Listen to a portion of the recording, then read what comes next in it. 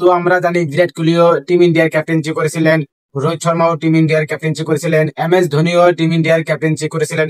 এখন কিন্তু ক্যাপ্টেন্সি করে আছে শুভমন গিল। তো আমরা দেখবো আর কি এই রোহিত শর্মা, বিরাট কোহলি, MS ধোনি, শুভমন গিল ক্যাপ্টেন্সি পাওয়ার আগে কতগুলা ম্যাচ খেলছে তারা আর কি, ইন্টারন্যাশনাল ম্যাচ আর কি।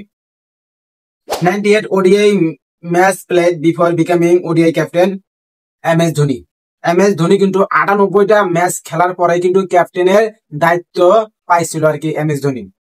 176 ODI matches played before becoming ODI captain.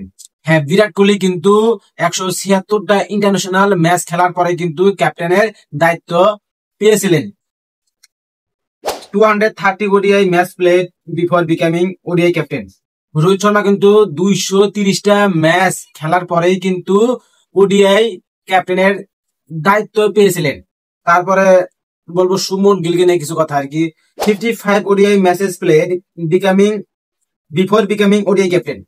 মাত্র 55টা আর কি, 55টা ম্যাচ খেলেই কিন্তু শুভমন গিল টিম ইন্ডিয়ার ক্যাপ্টেন্সি দায়িত্ব পালন করছে এখন বর্তমানে আর কি। হ্যাঁ, এটাই হলো সবচেয়ে ভাগ্যবান ক্রিকেটার আর কি শুভমন গিল, যাকে আমরা প্রিন্স বলি আর কি। হ্যাঁ, ইন্ডিয়ার প্রিন্স শুভমন গিল।